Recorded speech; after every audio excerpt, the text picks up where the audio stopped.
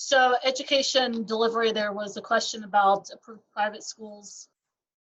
These two were given as examples, Presley Ridge and Wesley Spectrum, not educating the children. That's a problem, and that would be certainly be considered a violation. Once the children go to the approved private schools, the neighborhood school that sent them there are on the hook for making sure that these private schools do what they're supposed to do and follow the IEP. If, when I see that they're not educating the children, then the way I think about that is that it's not that they're not, they're not delivering laptops because they don't have any or they don't have enough money for all the kids. It's that none of the kids are literally just sitting home all day with no access to any education. And that's a big federal violation by all measures that can be thought of.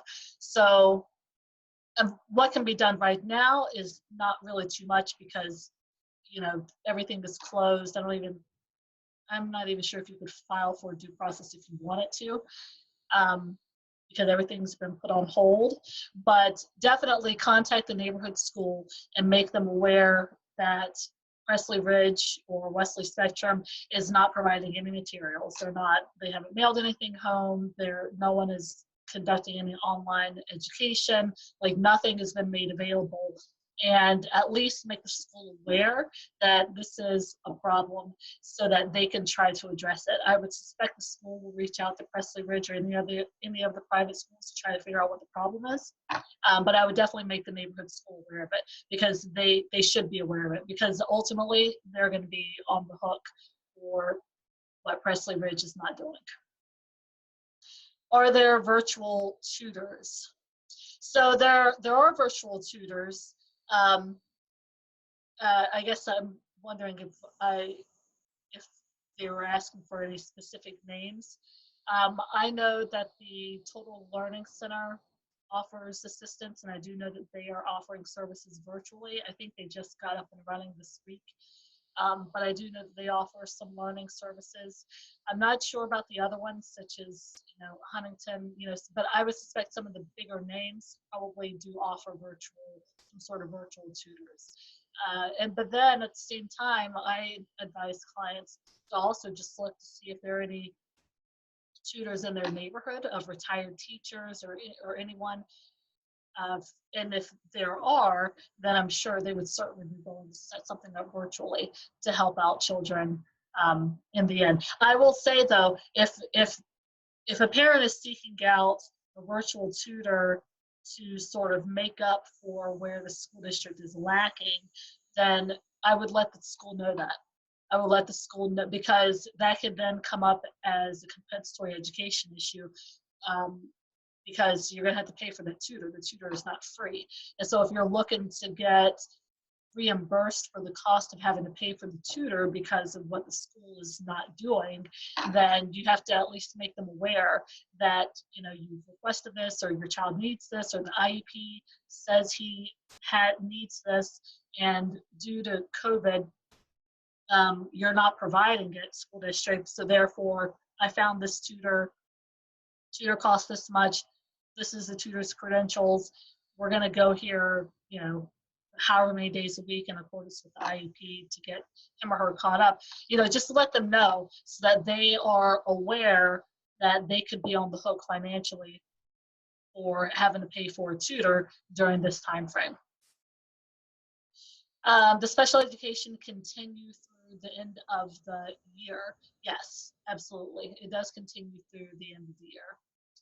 And then will schools have ESYs? It just depends. It depends on how this goes with COVID-19 and whether schools open back up in May. Whether they or even whether they may technically open back up like the end of May, but because it's so close to the end of the year, maybe schools allow the kids to come back to school, but they're not really providing much education. So in that case, schools will have ESY and it'll look just like ESY has always looked.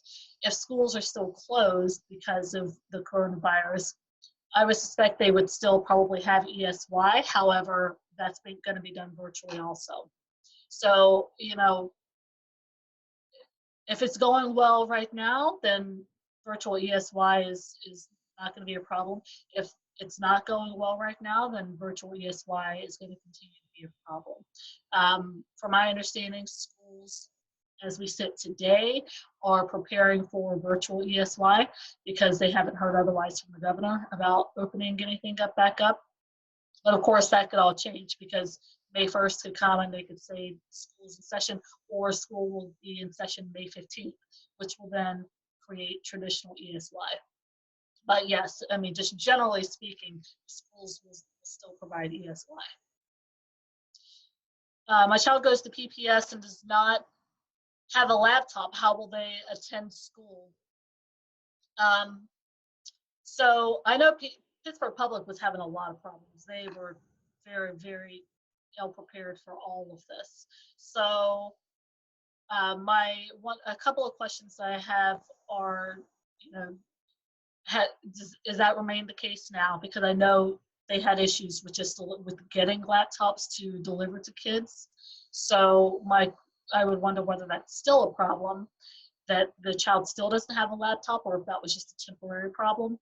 And then I would question whether there are other children in the household, and so it's one of those, my older child has one, my younger child does not have one. But either way, you know, the question being, how will they attend school? They would attend through the telephone or through what's considered distance learning, which is just mailing the packets home. The thing about mailing the packets home is that there still needs to be someone to teach the child the information. So that's where the telephone would come in. And so everything can't be taught over the phone. There are definitely going to be some delivery and communication issues. You know, you can't see a math problem the same way. I think it would be difficult to teach math, especially like an algebra or geometry type class. But that's how it would be delivered, and that's how they would attend school, through the packets going home, and then the telephone until a laptop comes. So I would also question whether the laptop has still not come, because like I said, Pittsburgh Public had a lot of problems when all of this first got started. And I think they're still working through the problems. What about other services such as OT, PT, speech and language, mental health, counseling? Well, when it comes to OT and PT, I think those would be difficult to do virtually. I would suggest reaching out to the OT, whoever the therapists are for OT and PT especially, and seeing whether they offer some sort of virtual learning or virtual sessions, or maybe they can do a video of whatever the session would be, and then, you know, email the video. That way the child can watch it however many times they need to watch it, whenever they can on their free time. If that would be my initial suggestion, to see if they are offering some sort of video conference to where they can show the child, you know, whatever it is that they're working on.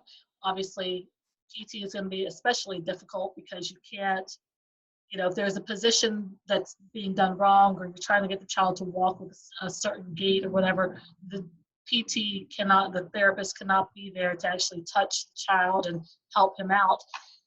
But the best that we could do right now is either through a virtual setting.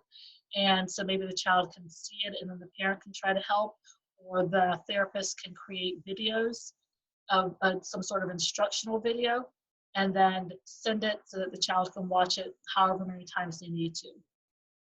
So when it comes to speech and language, I think as compared to OT and PT, that one would be a little bit easier to do virtually or even through the telephone, because you can hear, you know, well, I'm thinking if they're going over phonemic awareness, for instance, or phonics, the therapist can hear what the child is saying, or what sounds the child is making or not making. So I think that might be a little bit easier to deliver virtually. And then when it comes to mental health counseling, the question is going to be whether that counselor has telemedicine, because not all of them have telemedicine. It's really easy to say, do telemedicine, but they're not all equipped for telemedicine. So if they are, then certainly take advantage of it. If not, see if there's a recommendation or referral, maybe even call the insurance company, see if they recommend someone that's offering some sort of telemedicine. The options are there. The question is whether the person that the child is currently seeing offers that service. And so if they don't offer that service, then try to find someone who is offering that service, because it's going to be a tough time until then.